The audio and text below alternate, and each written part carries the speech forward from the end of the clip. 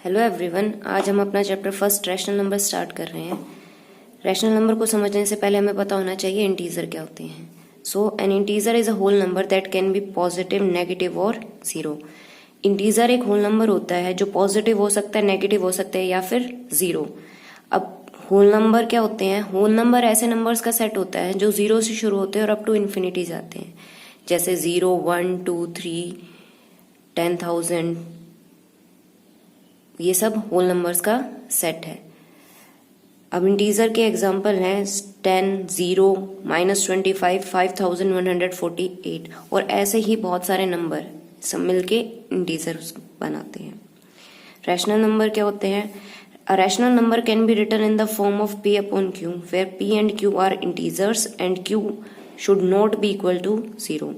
Rational number एक ऐसे number होते हैं जिसको p अपॉन क्यू की फॉर्म में हम लिख सकते हैं, और कंडीशन क्या होती है कि p और q तो हमारे इंटीजर्स होने चाहिए और q 0 के इक्वल नहीं होना चाहिए। अगर q इक्वल टू 0 हो जाएगा तो वो एक रैशनल नंबर नहीं होगा। अब इसके बाद हमें रैशनल नंबर की कुछ प्रॉपर्टीज पढ़नी है, जो कि under addition, subtraction, multiplication and division होंगी। आज हम पढ़ेंगे अंडर एडिशन। तो सबसे पहली प्रॉपर्टी है हमारी क्लोजर प्रॉपर्टी।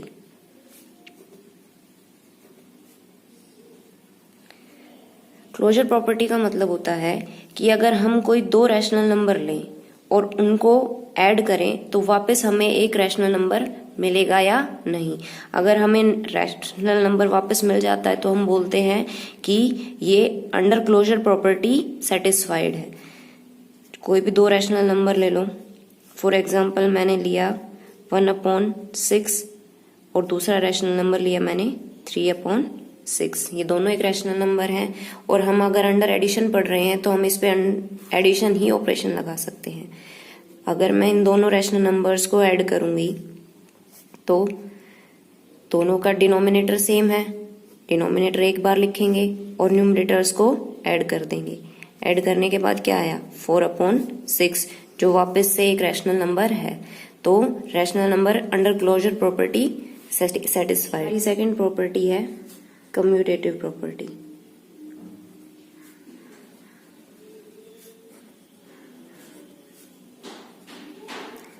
कम्यूटेटिव प्रॉपर्टी क्या कहती है कि आप कोई भी दो रैशनल नंबर ले लो। फॉर एग्जाम्पल मैंने लिया 2/7 एंड 3/7। कम्यूटेटिव प्रॉपर्टी कहती है कि आप अगर दो रैशनल नंबर्स को ऐड करोगे, आपने 2/7 को ऐड किया 3/7 में, तो आपको आंसर क्या मिला? 5/7। अब अगर आप 3/7 को पहले लिखो और 2/7 को बाद में लिखो तो भी आंसर पे कोई फर्क नहीं आएगा। वापस से 5/7 आ गया।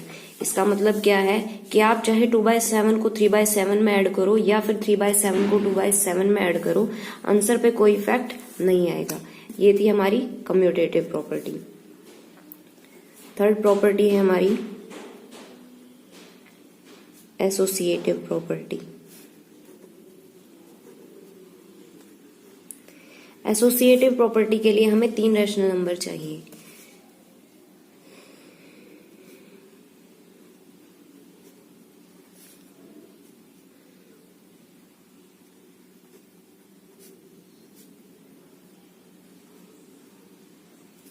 हमने ये तीन रैशनल नंबर ले लिए। अब हम अंडर एडिशन पढ़ रहे हैं तो हम इस पे एडिशन ऑपरेशन ही लगा सकते हैं। तो ये प्रॉपर्टी क्या कहती है कि आप पहले चाहे किसी भी दो नंबर को ऐड करो। फॉर एग्जाम्पल हमने पहले इन दो नंबर्स को ऐड किया। ऐड करने पे क्या आ जाएगा? 5 माइनस प्लस माइनस तो क्या आ जाएगा? -1/5। अब जो भी आंसर आया है उसको अगर आप थर्ड रैशनल नंबर में ऐड करो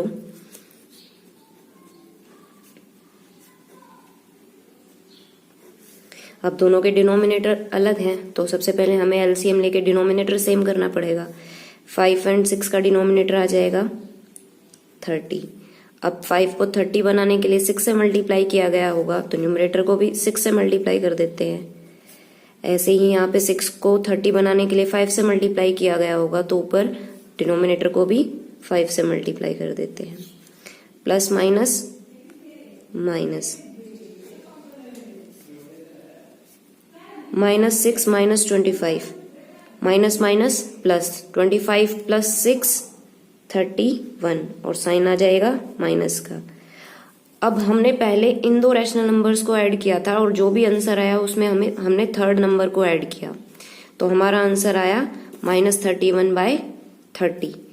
अगर अब हम पहले इन दो रैशनल नंबर को ऐड करें तो हमने ऐड किया 3/5 प्लस -5/6। फिर से डिनोमिनेटर अलग है तो एलसीएम लेके पहले इनका डिनोमिनेटर सेम बनाएंगे। डिनोमिनेटर को सेम बनाया, 5 को 30 बनाने के लिए 6 से मल्टीप्लाई किया होगा, तो ऊपर न्यूमरेटर को भी 6 से मल्टीप्लाई करना पड़ेगा। सिमिलरली 6 को 30 बनाने के लिए 5 से मल्टीप्लाई किया होगा, तो न्यूमरेटर को भी 5 से मल्टीप्लाई करना पड़ेगा। Now 18 as it is, plus minus ये दोनों साइन मल्टीप्लाई हो रहे हैं, तो माइनस प्लस माइनस माइनस होता है तो हम माइनस लिखेंगे अपॉन 30। अब पॉजिटिव 18 में से 25 माइनस हो रहे हैं, तो plus minus minus, 25 - 8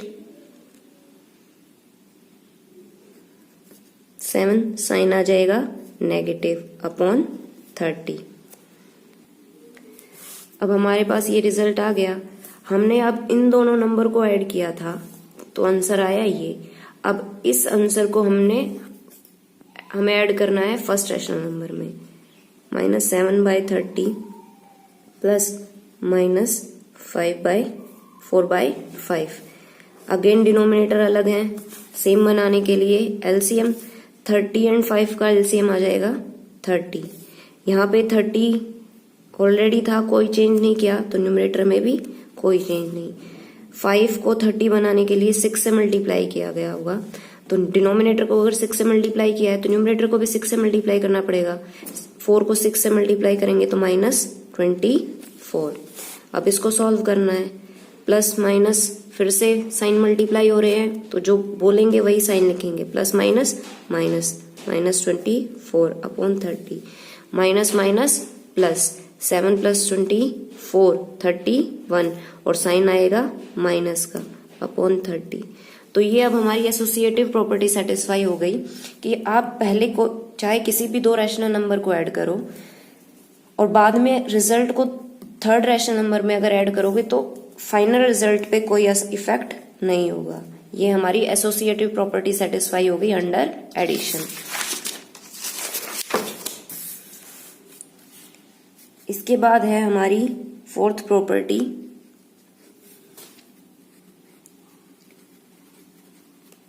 additive inverse.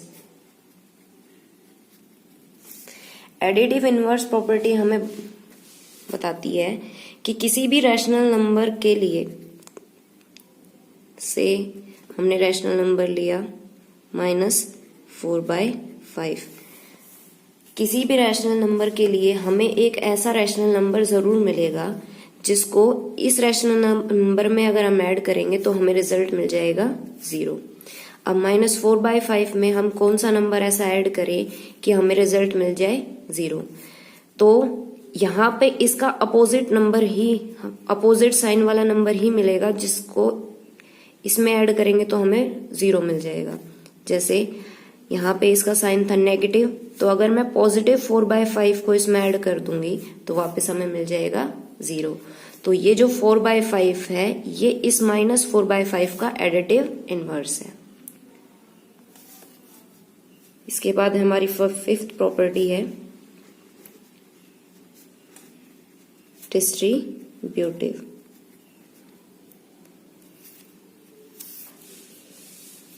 Distributive property में एडिशन और मल्टीप्लिकेशन दोनों चलते हैं। इसके लिए भी हमें 3 रैशनल नंबर्स की रिक्वायरमेंट है। से हमने फर्स्ट रैशनल नंबर लिया 2/7, सेकेंड रैशनल नंबर लिया 3/7, थर्ड रैशनल नंबर लिया 1/7। ये प्रॉपर्टी क्या कहती है 2/7 को मल्टीप्लाई करना है 3/7 और 1/7 के सम से। तो इसको ऐसे ही सॉल्व करके देखो। पहले हम ब्रैकेट सॉल्व करते हैं according to BODMAS rule. Bracket solve करेंगे तो क्या आ जाएगा, 2/7 एज इट इज, ऐड करेंगे तो 7 एज इट इज, 3 + 1, 2/7, 3 + 1 4। अब इस ब्रैकेट के बीच में और इस रैशनल नंबर के बीच में कोई साइन नहीं है, तो इसका मतलब इनके बीच में मल्टीप्लिकेशन का साइन है। तो मल्टीप्लाई आ जाएगा, 3 + 1 4, 7। अब मल्टीप्लाई करो, मल्टीप्लिकेशन में न्यूमरेटर से मल्टीप्लाई हो जाता है, डिनोमिनेटर से, इन केस अगर कैंसिलेशन नहीं हो रहा। 2 को 4 से मल्टीप्लाई करेंगे 8, 7 को 7 से मल्टीप्लाई करेंगे तो 49।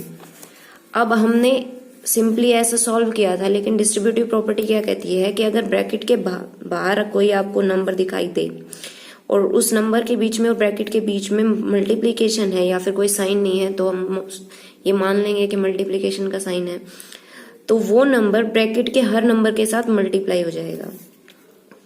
तो वो वाली प्रॉपर्टी लगाते हैं, 2/7 पहले मल्टीप्लाई होना चाहिए 3/7 से। ब्रैकेट बीच में एडिशन का साइन था तो एडिशन का साइन, देन 2/7 हमारा मल्टीप्लाई होना चाहिए 1/7 से। मल्टीप्लाई कर दिया। अब इनको सॉल्व करो, 2/7 को 3/7 से मल्टीप्लाई करना है। अगेन कैंसिलेशन नहीं हो रहा, तो न्यूमरेटर को न्यूमरेटर से मल्टीप्लाई कर देंगे, डिनोमिनेटर को डिनोमिनेटर से। 2 को 3 के साथ मल्टीप्लाई करेंगे तो हमारा आंसर आएगा 6। 7 को 7 के साथ मल्टीप्लाई करेंगे तो आंसर आएगा 49। बीच में एडिशन का साइन था तो एडिशन का साइन आ जाएगा। अगेन यहाँ पे मल्टीप्लीकेशन होगा न्यूमरेटर का न्यूमरेटर के साथ, डिनोमिनेटर का डिनोमिनेटर के साथ। 2 को 1 से मल्टीप्लाई करेंगे तो 2, 7 को 7 के साथ मल्टीप्लाई करेंगे तो 49। अब यहाँ पे डिनोमिनेटर दोनों का सेम है तो एलसीएम लेने की जरूरत नहीं है, सिर्फ न्यूमरेटर को ऐड कर दो। 6 + 2 8/49। हमने ऐसा सॉल्व किया तो भी हमारा आंसर 8/49 आया था। इस तरीके से सॉल्व किया तो भी हमारा आंसर 8/49।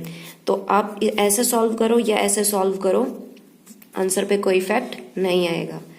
ये थी हमारी distributive property under addition and multiplication. Distributive property हमारी दोनों पे होती है, अंडर एडिशन एंड मल्टीप्लिकेशन।